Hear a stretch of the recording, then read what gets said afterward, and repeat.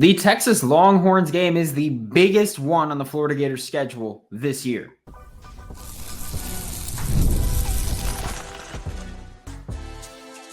You are Locked On Gators, your daily podcast on the Florida Gators. Part of the Locked On Podcast Network, your team every day. Hello and welcome back to another episode of Locked On Gators, part of the Locked On Podcast Network, your team every day. Thanks for making Locked On Gators your first listen of the day every day. We are available daily and free reviews in the podcast and on YouTube. I am Brandon Olsen. Find me on Twitter at WNS_Brandon. Find all my written work with New York Giants on SI. And like I said, the Texas Longhorns game, to me, is the biggest game on the Florida Gators schedule this year. We'll talk about the other two from this top three. But for me, I think it's Texas. First off, I think one big reason for my line of thinking there is DJ Lagway versus Arch Manning. Because we've been in the offseason for college football for almost 5 months now. And the entirety of that offseason has been transfer portal this, sure. College football playoff seeding changes, sure. And Arch Manning being the best of the best, and DJ Lagway getting a lot of love as well from national media, local media, all that. Everybody loves him. And I hate some of the hype. I'm going to be honest with you. Like, call me a hater if you want. I'm a generational one at that, so that's fine.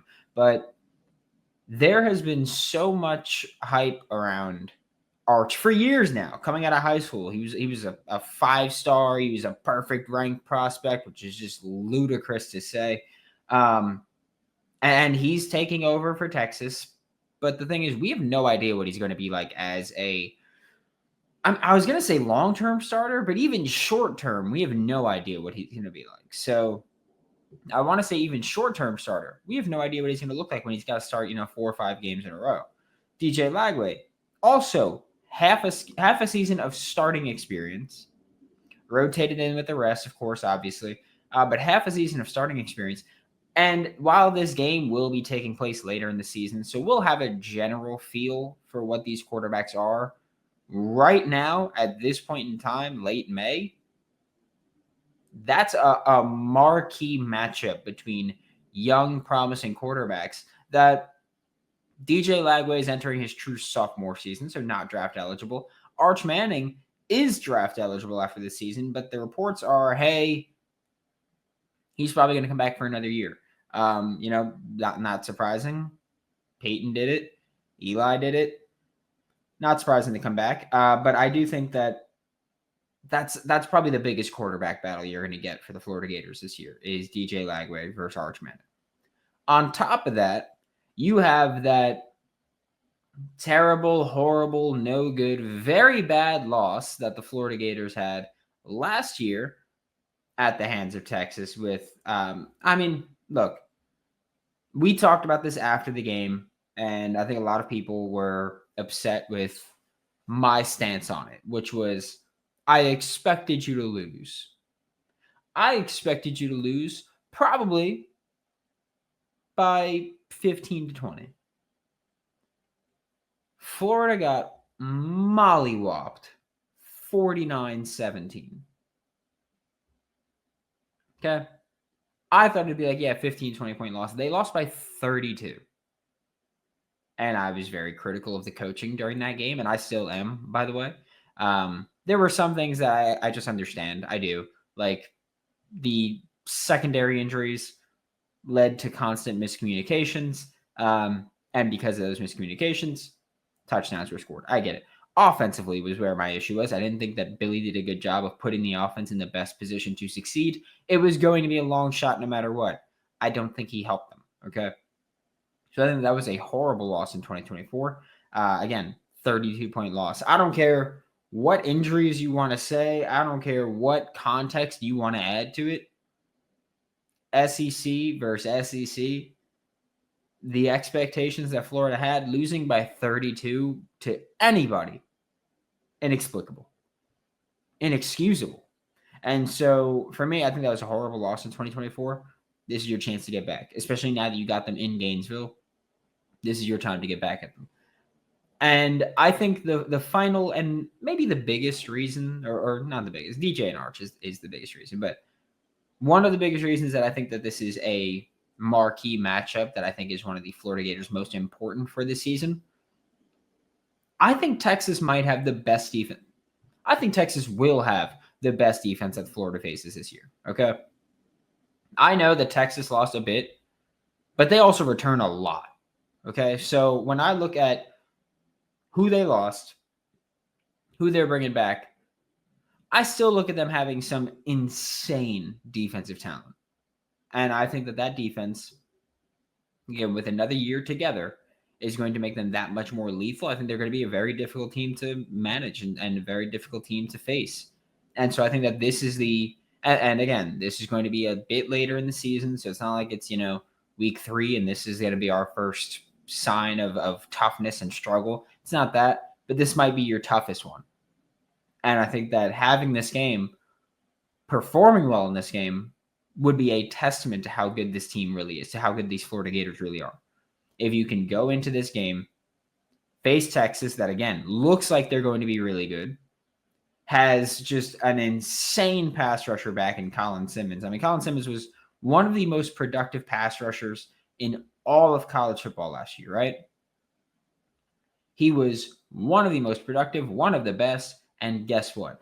He wasn't the best on the team, and he wasn't a starter. That's how good he was. And now he's stepping into a starting role. He's going to be a pain in the ass to deal with. Just going to be honest there. Anthony Hill's back. Maybe the best linebacker in college football. Going to have to deal with that. That secondary is returning, if I'm not mistaken, 2 or 3 starters.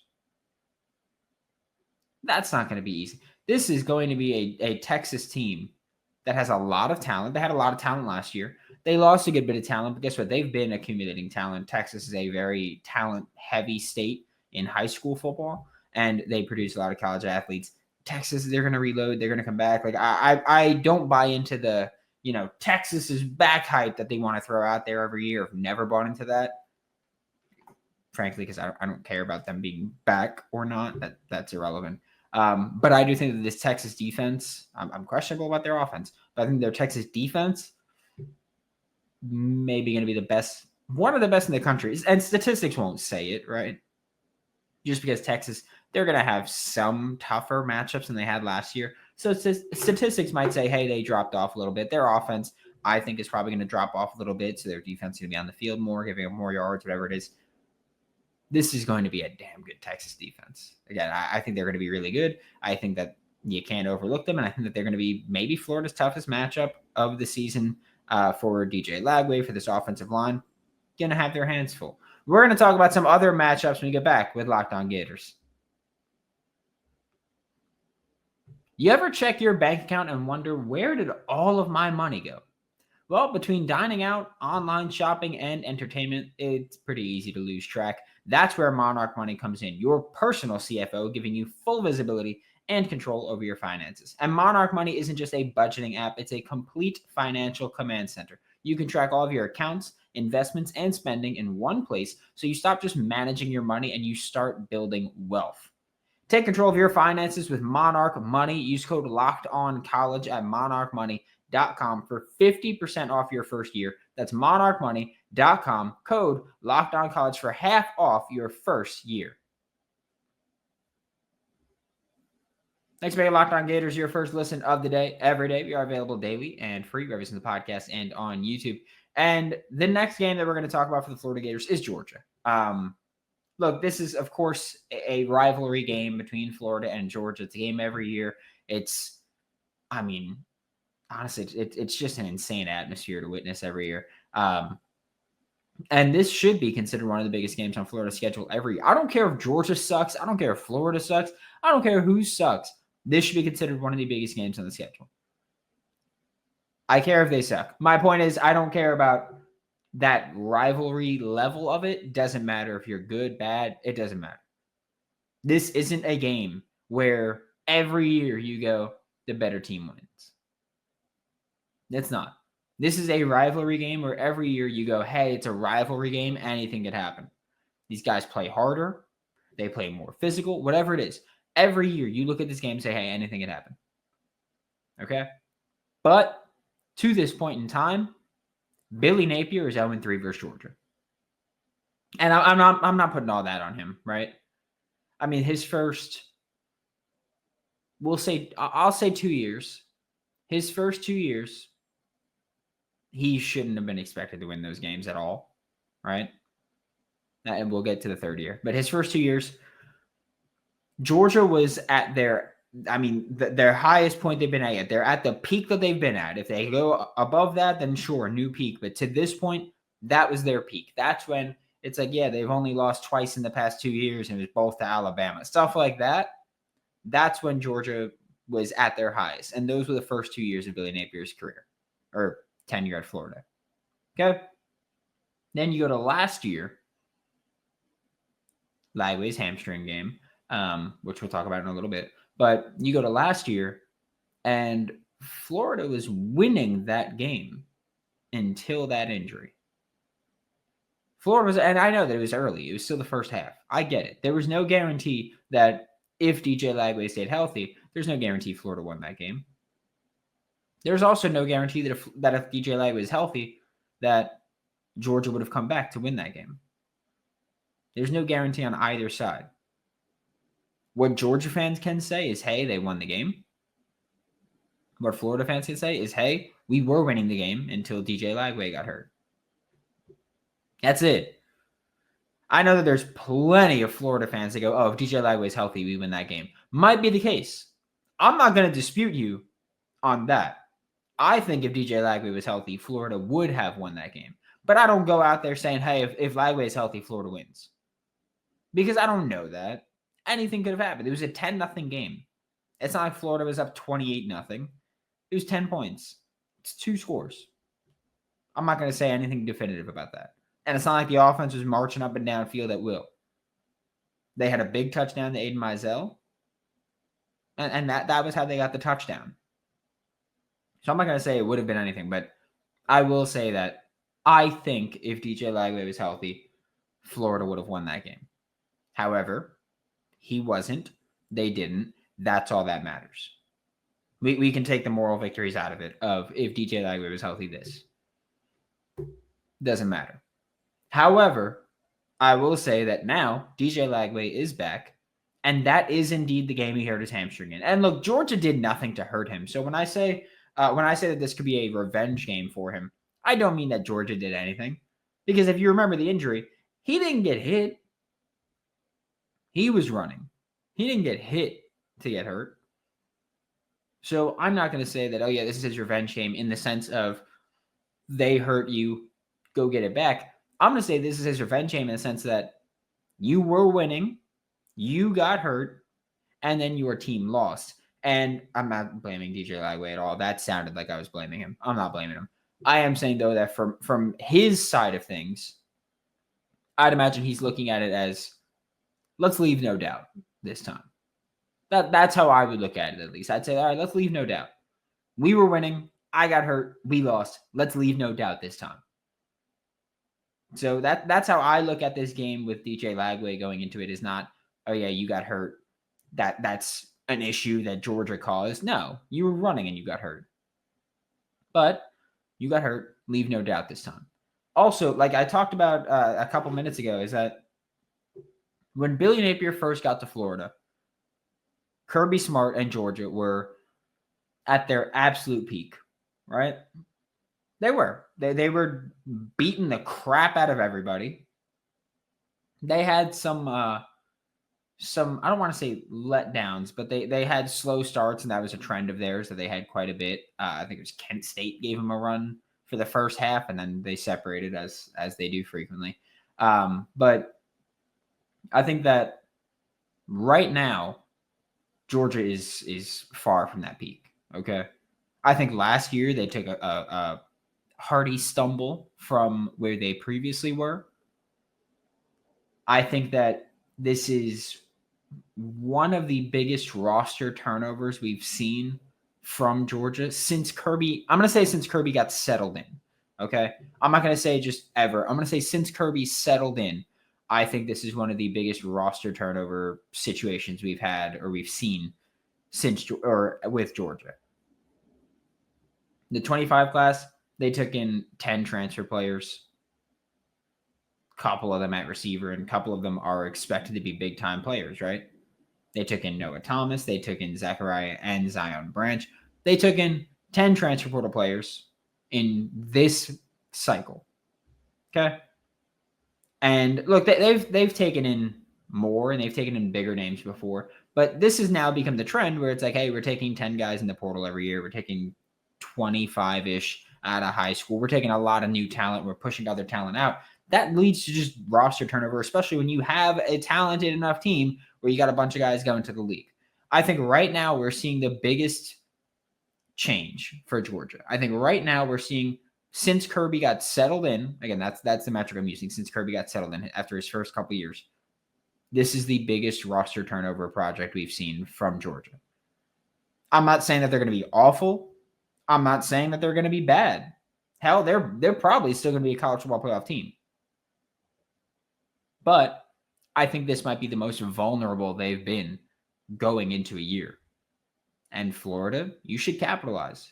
If Billy could walk away with his first win against Georgia, against Kirby, that would be huge. You have already gone into the state of Georgia and taken players from Georgia. You have already gone into the state of Alabama and won Georgia, Florida, Alabama, Auburn battles. You have had Kirby come into your state and take players from the state of Florida. All of that while his team has been, for the first 2 years, handedly beating yours, and then this past year, scraping by. All that. So even though you've been losing, you've gone and taken players from Georgia. Imagine what you can do if you are beating Georgia. Imagine that selling point, because your selling point so far hasn't included that. It hasn't included, hey, we're better. And yeah, I don't think that winning a game means that you're automatically better, but I do think that if you win a game, your recruiting pitch gets to add that you're better. Because when those recruits go back and they look, and they're probably going to just look at a box score and not film, they're going to see your team has more points than the other team, and that's all that matters. And so I think that's a huge selling point. I think this game could be big. And speaking of big games for recruiting, we're going to talk about one more when we get back with Locked On Gators.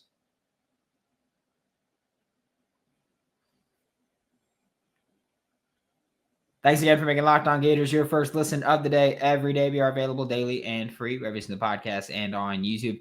To wrap up today's show, we are talking about the Miami game. Look, there's no way around it. That Miami game last year, that season opener was, oh my God, the most demoralizing game I've ever seen. And I'm not being, I'm not kidding. I'm not being dramatic. I'm not yucking it up. I'm so serious when I say that game was the most embarrassing thing I've ever seen.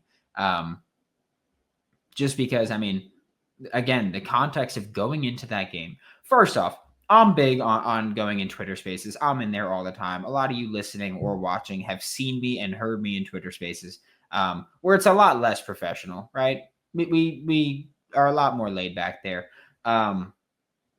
And we spent all summer last year, hell, the spring and the winter before, talking trash with Miami fans. I don't mean to, I mean with, because everybody was partaking there, right? The whole time, just trash talk. And my thing was, I thought Florida would win, but I also said that I'm really confident it's going to be a close game. Alex Dono of Locked On Canes, one of the very few Canes fans that I even like, let alone respect. I do respect him, but he's one of the very few Canes fans I even tolerate at this point. And he agreed that, hey, it's going to be a close game. Well, no, it wasn't. 41-17 was awful. I was front row for it. Cam McCormick's touchdown to start the game was right in front of my freaking face. I was sitting right next to a Miami fan who was obnoxious, but like in a fun way where we were just talking trash to each other and then it got out of hand. That Miami game is horrible. I remember after the game, I was like, look, I paid a lot of money to come down here, get front row seats, fly down, stay, all that. I'm not doing it again this season. I didn't go to another game last year because of it. That's how bad the loss was. I was at the Senior Bowl, and one of Miami's offensive linemen that were there, we were talking about the game, and he's like, hey, at what point did you realize you were done? I had Miami players talking trash to me about this game. So whether or not this game is the biggest on the schedule for you as a fan, this is one of the biggest games on the schedule for me as a fan because I need that get back. All right. I'm going to be honest with you. I need that get back. 41-17 is one of the most embarrassing efforts I've ever seen for Florida. Okay. This is right up there with losing to Georgia Southern. Like that's what we're talking about. This is right up there with that. Okay. I think that it was just absolutely embarrassing. And I think that you need to get right. Like you need to win. Hell, ideally, if you can win, if you can win 42-17, 41-16, that'd be great. But I mean, avenging that embarrassing loss last year needs to happen this year. It does. It just has to. Like if we're talking about must-win games, this is number one. We're talking about the most important games. If we're saying what games you must win, this is number one. We'll talk about must-win games at another point. But if we're talking about must-win, it's Miami. I'll tell you that right now. That's gonna be the one that leads the show whenever we talk about must-win. Okay.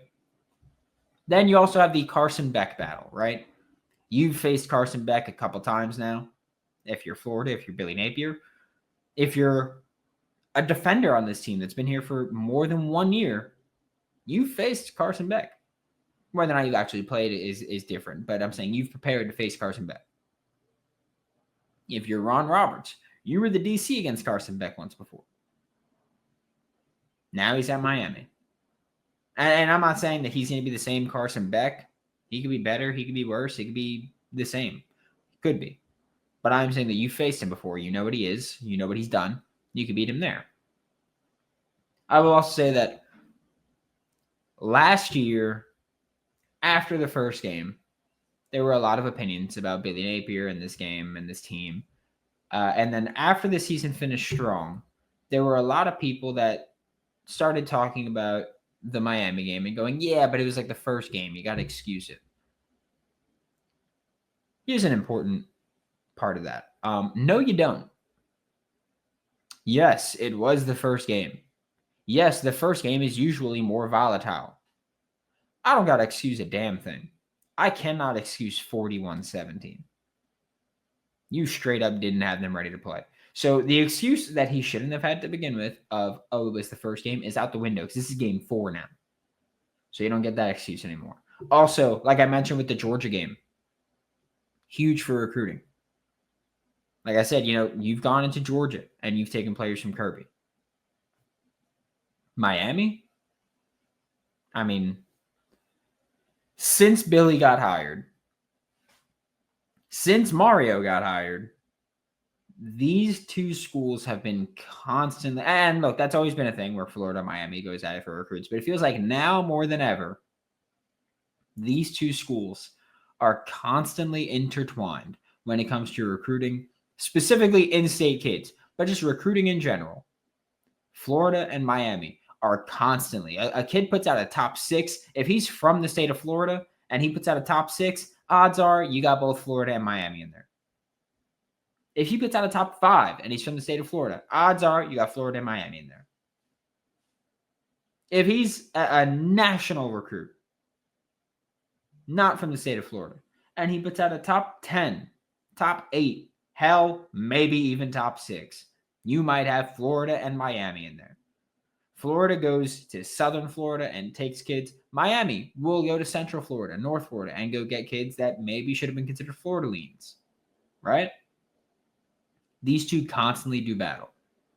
And if you're Billy, you've got to be licking your chops because you know what? Last year, Mario Cristobal beat your ass 41-17. Mario beat your ass. He broke the Gator chomp over his knee. He pounded the podium and talked about the trajectory of the program. And you still went out there and out-recruited his ass. You did. You went out there and you did a better job recruiting. Despite losing to him 41-17, you went and you took players from him. You did that. Imagine the damage you can do if you actually beat him and beat him soundly. Take what you want. That's why this game is one of the most important on the entire schedule for Florida. Thanks again for making Locked On Gators your first listen of the day, every day. We are available daily and free wherever you listen to the podcast. We will be back tomorrow to talk more Florida Gators for Locked On Gators. I'm Brandon Olsen. Don't forget to follow me on Twitter at WNS_Brandon. Find all my written work for New York Giants on SI, and I'll see you all next time.